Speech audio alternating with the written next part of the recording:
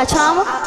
Cellule philosophique de cette émission, une sorte de prison dorée où on peut prendre le temps de penser sur ce qu'il se passe. Alors, il fallait une question. Alors, ma question est la plus ouverte possible. Que se passe-t-il ici? Alors, est-ce qu'on peut se rapprocher et prendre de la distance et observer, critiquer? Qu'est-ce qui se passe et se met en place ici, messieurs? Je crois que ce qui se passe, c'est que les gens cherchent des moments de communication, des moments de plaisir et des moments de détente, des moments d'être ensemble. On le ressent surtout dans les inventions. Il y a une sorte d'inventivité sociale. On cherche à produire des situations qui sont inédites, qui sont nouvelles, pour avoir peut-être une chose qui ne peut pas manquer au bonheur. C'est la sensation d'être au commencement de quelque chose. Cette vibration, ouais. Voilà, cette vibration propre au commencement des choses. Alors, tous les problèmes, et là tu vas retrouver le problème avec les philosophes, c'est que il faut se poser la question dans quelle mesure il y a de l'illusoire dans tout cela. Et il y a quelque chose qui est valable, à mon avis, hein, qui est saine, qui est palpable, hein. Qui est belle, qui est sensuelle, qui est vivante. Et en même temps, il faut se poser la question jusqu'où où ça va, où est-ce que ça conduit, et où est-ce que ça peut conduire les gens à un approfondissement de la question de leur propre réussite de la vie. Alors là, je ne vais pas parler du bonheur, mais on peut traduire cela comme l'évaluation de la réussite d'une vie considérée comme une totalité. Donc voilà, l'idée du bonheur est quand même beaucoup plus difficile que le fait de passer des bons moments. Et ça m'inspire un truc. Est-ce qu'il serait possible, tout simplement, au final, d'expliquer aux gens qui nous écoutent qu'ils ne sont pas libres?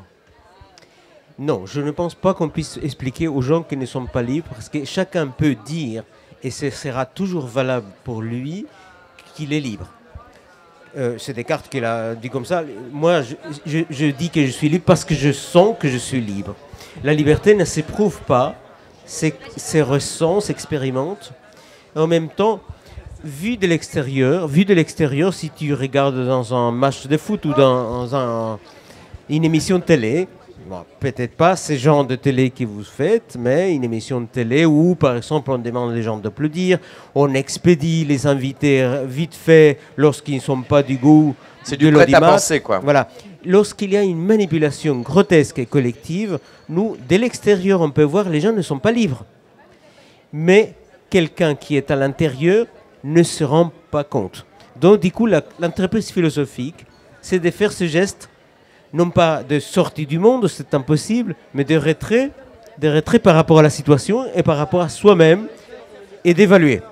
D'évaluer comment ça se passe, quelle fonction ça a, cet événement, où est-ce que ça me conduit, est-ce que je l'ai choisi, et si je l'ai choisi en fonction de quelles valeurs, est-ce que ces valeurs m'interprètent vraiment, est-ce qu'elles sont les miens, ou est-ce que c'est un truc que j'ai ingurgité parce qu'on me l'a bassiné pendant toute la vie, ou pire encore, c'est quelque chose qui est bien vu, quoi.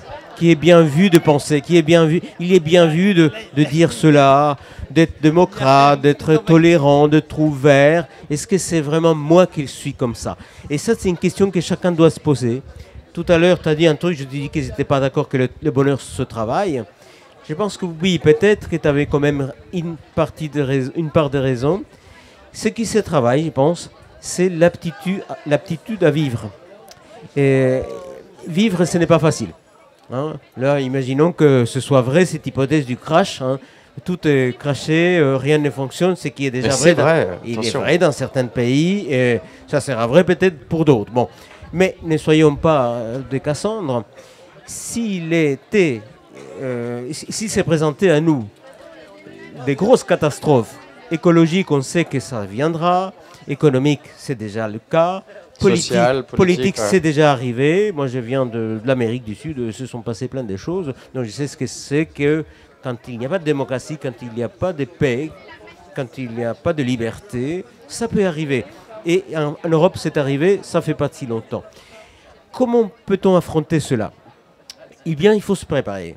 Et il faut être le plus fort possible en ayant des véritables instruments de compréhension du monde. Et ça, c'est une part la philosophie, les sciences humaines, la science tout court, l'art, la poésie, la connaissance, la musique, la connaissance, la réflexion.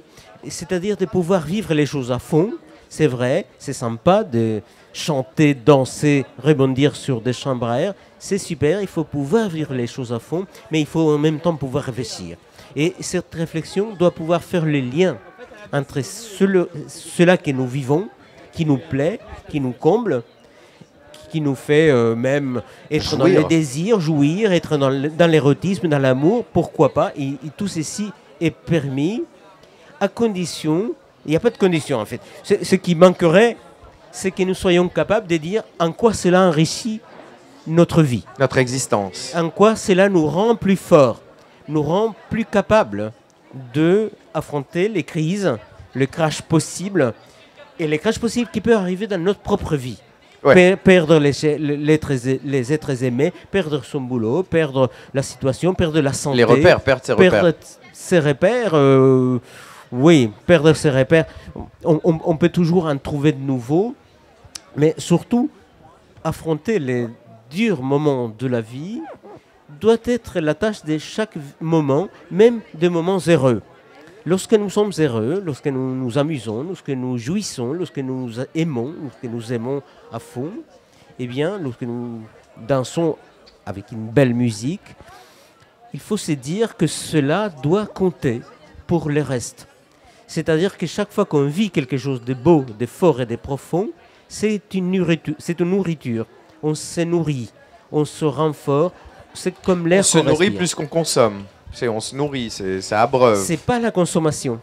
La consommation, c'est un truc qui doit se renouveler sans cesse et qui est sans fond. C'est remplir un sac percé. Se nourrir, c'est intégrer, assimiler, réfléchir, faire sien quelque chose qui était aux autres.